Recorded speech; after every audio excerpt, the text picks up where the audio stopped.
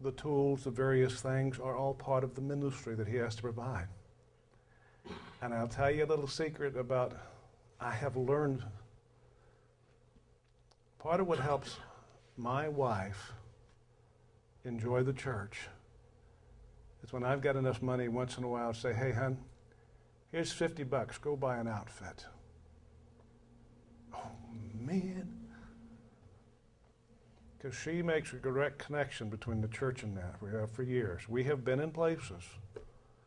We sat for lunch. Our two oldest girls, we didn't have the youngest ones yet, my wife and I, we had 1 can of Campbell's beef soup for 4 people. We had enough water to make 4 bowls of soup. My wife was on the verge of tears. Her little girls weren't getting to eat. Just about the time we set the soup on the table, a car pulled up in the driveway, and out steps the assistant superintendent for the district and the executive presbyter, and they come up and say, hey, we just thought we'd stop in for lunch. What are you having? My wife looked at me with tears, and I just said, add more water. So she added more water. Thinnest soup I've ever eaten in my life. They walked out the door. My wife burst into tears.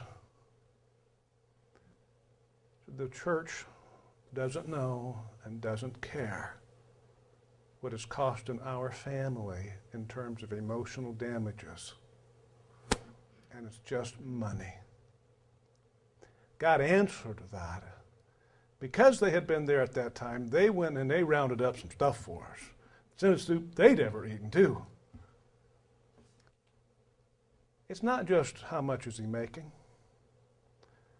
There's the spiritual, emotional health of a family. There's the future of a couple that one of these days are going to get old and gray. Well, he's starting to get there. There's the possibility of retirement, because as you get older, you slow down.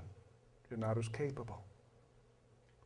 There are medical needs, there are travel expenses, and there is a hope in most of us pastors that when I retire from pastoring, I still want to be in ministry, but it requires money.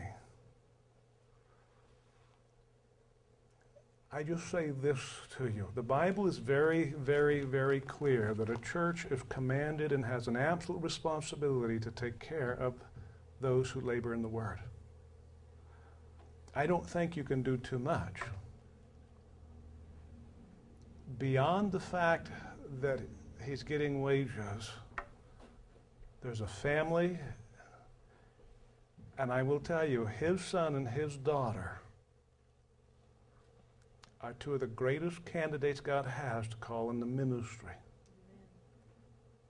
It's amazing the bulk of people that God gets the second generation who do things the first generation couldn't do because they've received the values at a younger age, but who, because of the way the church has treated a pastor, tell God, stick it in your ear. I won't live that way. And when the church doesn't take care of a pastor, often they're hurting generations and churches and ministries. And I'm convinced God keeps track of this. You may be on the church board, the advisory board.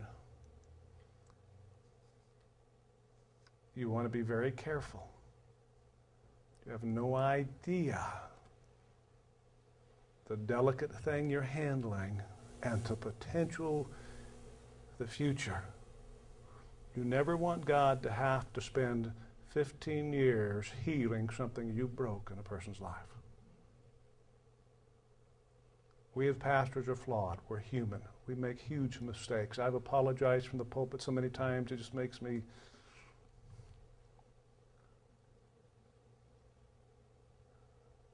Despite all of that,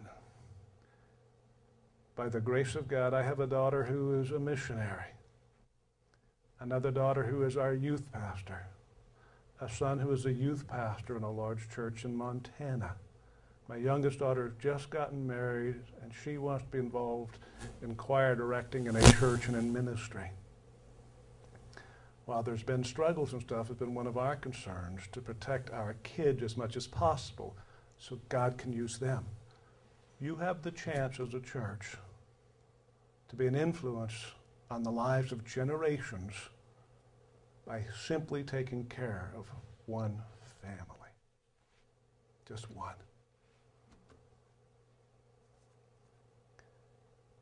I wish I could tell you, give him this. I can't.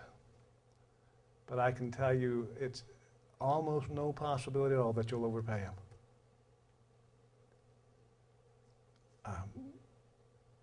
He's going to spend money in ways you don't. I've had people that come to me as pastor and said, we're paying you. You shouldn't spend money on that. I've had people do that to me in church.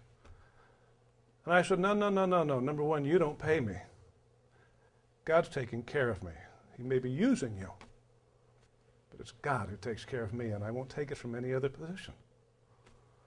Secondly, the way I spend the things God gives to me is my business, just like yours is your business. And what I want to share is beyond wages. I've sat with pastors. Brother Chris, I sat with a pastor.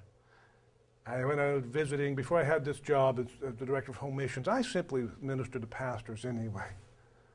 And I asked him, how you doing? A little church. And he, great, man, God's moving, hallelujah. These people got saved. We had a move of the Spirit, and somebody's healed. And we talked for an hour and stuff. And then I asked him, I said, now tell me how you're really doing. And he sat down.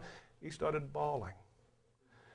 He said, in 7 years, the church has not given us 10 cents. My wife has said she's going to leave me if I don't resign this month. My kids are sick of church because they've watched me labor and fight and struggle.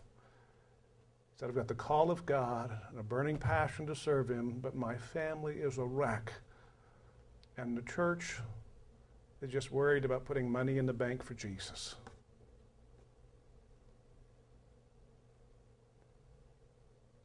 You will never know because they're not going to tell you where they are. They shouldn't. They're not supposed to. They're not supposed to have to.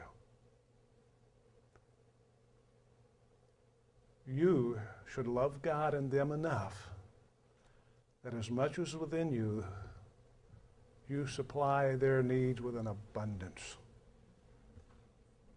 How would you like to live? Allow them to live a little better. It will come back in blessings from God to this church in ways you will never be able to account. I am convinced one of the biggest things holding small churches from growing is the way they take care of their pastor.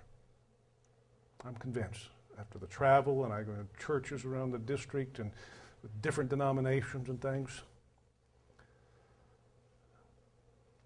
please, I plead with you, I urge you, my brothers and sisters, find the heart of God and care for your shepherds as if they were pure gold. They're God's gift.